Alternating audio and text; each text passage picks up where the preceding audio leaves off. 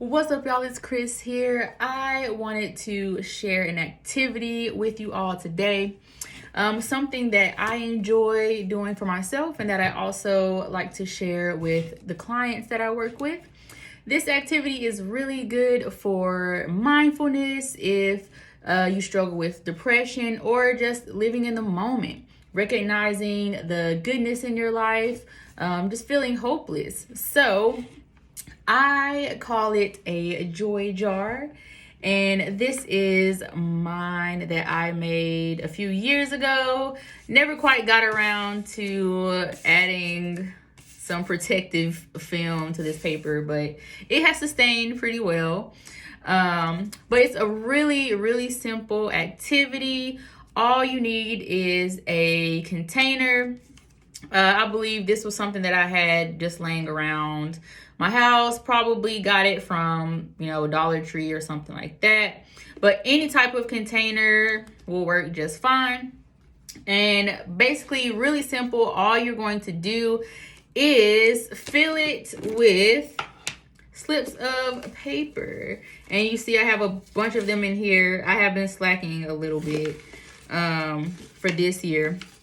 But what you are going to write on your slips of paper is anything good that happens in your life.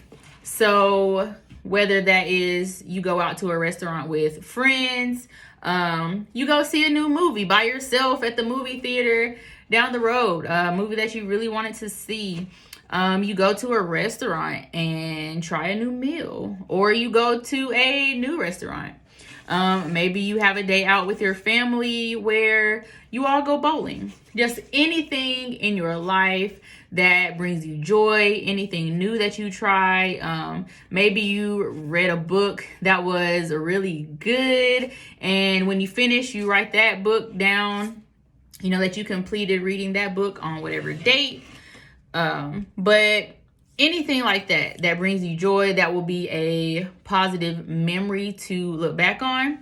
Just write it on a piece of paper, cut it out, and drop it in your jar. Now, how I do it, you can decide how you would like to do it for yourself.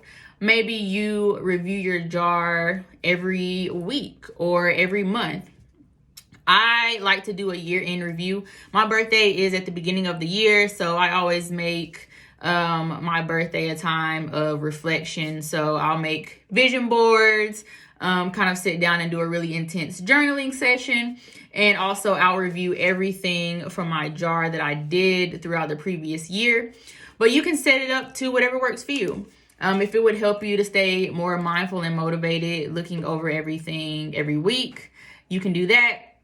Or every month, like I said previously. You just decide for yourself what works, what feels good. But yeah, that's all. Joy jar, just to help you stay more mindful and present with yourself and your life. Because what I've discovered is that it's really easy to forget. We can lose perspective of how great our lives really are sometimes.